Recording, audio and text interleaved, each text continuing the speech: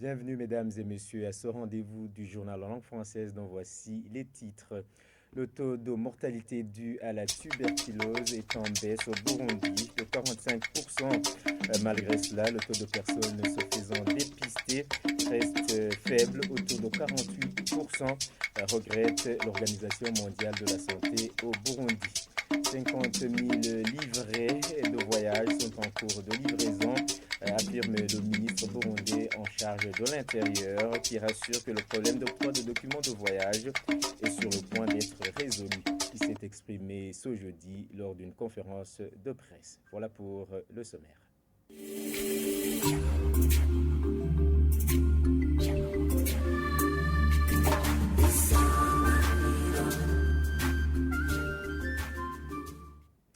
Le ministre burundais en charge de l'Intérieur rassure que le problème d'octroi de documents de voyage sera bientôt résolu. Lors d'une conférence de presse tenue ce jeudi, Martin Niteretse a informé que 50 000 livrets de voyage sont déjà commandés et en cours de livraison. Je vous prie de le suivre.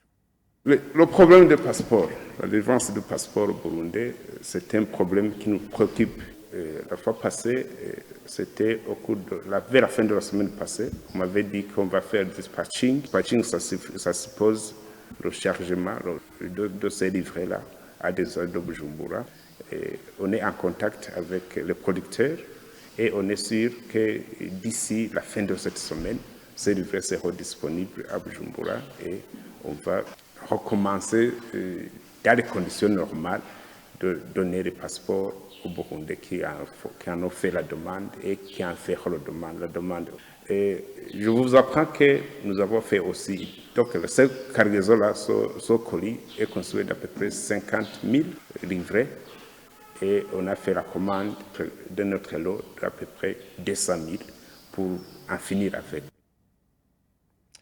Les jeunes rapatriés demandent que les enseignements sur l'autonomisation des jeunes soient dispensés dans tout le pays vu leur importance. Lors de la clôture d'un atelier de 2 jours organisé par la Commission nationale indépendante des droits de l'homme CNIDH sur le thème de l'autonomisation des jeunes à Gitega, ces jeunes demandent d'être financés pour exécuter plutôt leur projet de développement. Gérard Nibigila de Kouiteka. Un jeune rapatrié par province avait été invité dans cet atelier pour représenter ses confrères et consoeurs. Tous alors se disent satisfaits des enseignements dont ils ont bénéficié pendant les 2 jours qu'a duré cet atelier de formation sur l'autonomisation des jeunes rapatriés, d'où ils demandent que de tels enseignements soient organisés dans tout le pays. Nous aimerions que cet atelier ou ces formations puissent bénéficier autant de jeunes, beaucoup de jeunes rapatriés possibles. Donc, sur le territoire burundais, on a beaucoup de jeunes rapatriés. À propos, Six Vigny Nimuraba, président de la Commission nationale indépendante des droits de l'homme, CNIDH, qui a organisé cet atelier, répond que cette recommandation sera analysée en collaboration avec différents partenaires. A été donnée et que nous avons les partenaires ici présents et que vous aussi vous êtes des partenaires. On va essayer de réfléchir ensemble pour voir les modalités de mise en place de votre recommandation. Même si parmi les enseignements dont ont bénéficié ces jeunes figure l'élaboration des projets, les jeunes disent qu'ils n'ont pas de capitaux pour l'exécution et demandent des appuis. Les jeunes rapatriés n'ont pas des sources de revenus, n'ont pas des capitales pour commencer quoi que ce soit. Mais la première étape a été franchie, c'était d'abord d'apprendre. On a appris quelques notions sur les plans de faire, sur l'entrepreneuriat. La deuxième étape, c'est ce que j'espère, sera de pratiquer ce qu'on vient d'apprendre.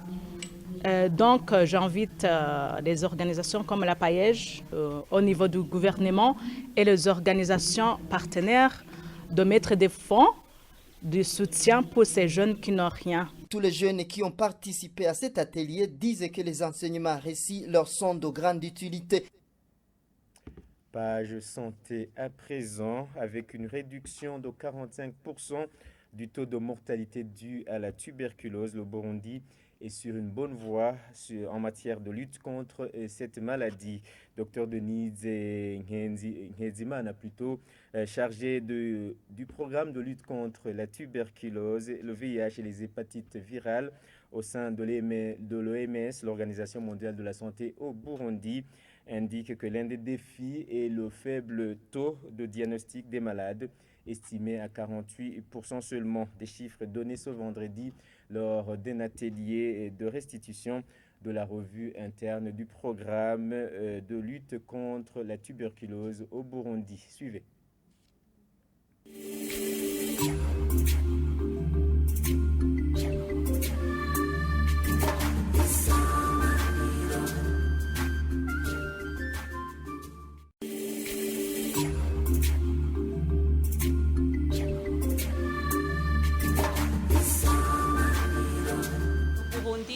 A déjà effectué un pas énorme en ce qui concerne surtout le suivi des malades sous traitement antituberculeux.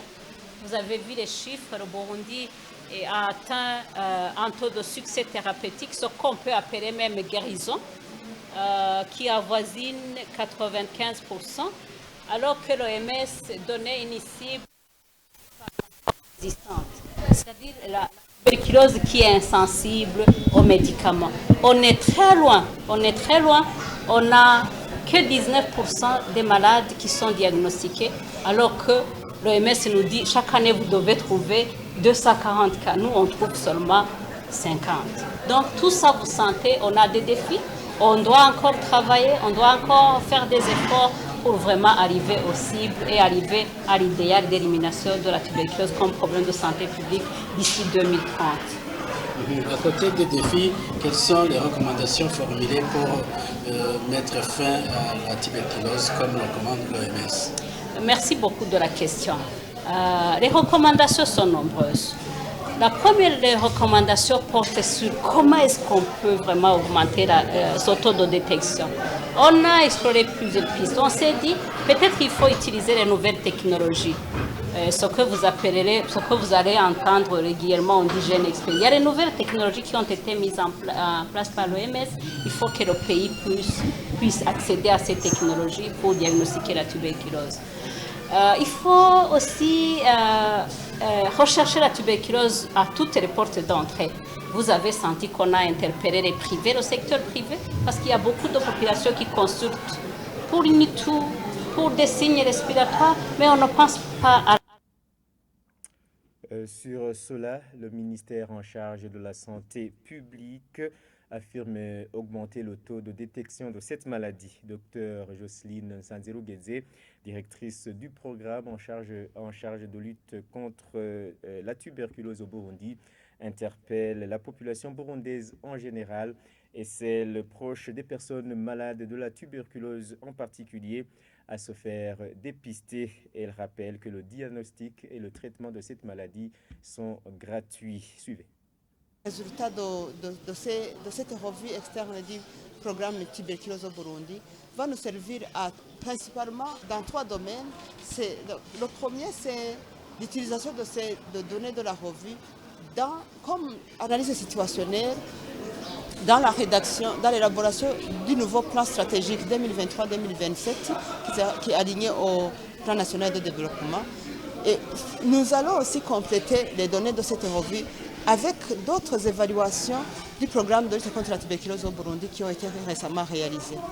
Et le deuxième volet, c'est la recherche opérationnelle en vue de résoudre les défis liés au faible taux sur certains des indicateurs, notamment la détection, la notification des cas présumés tuberculeux et aussi la prévention de la tuberculose maladie chez tous les présumés tuberculeux, principalement les adolescents, les adultes et même les enfants ayant vécu sous le même toit avec un patient atteint de tuberculose contagieuse.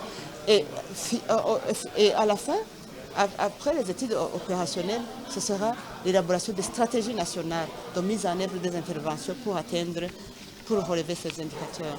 La solution, c'est la mobilisation des fonds, non seulement au niveau du gouvernement du Burundi, mais aussi au niveau des partenaires techniques, des partenaires au développement actifs dans la lutte contre la tuberculose, pour nous appuyer dans la mise en place de cette stratégie de détection, recherche active des présumés tuberculeux autour d'un patient déjà dépisté atteint de tuberculose contagieuse. Eh bien, c'est par ici que nous mettons un point final à ce journal. Merci pour votre aimable attention. Bonne soirée à la suite de nos programmes. Au revoir.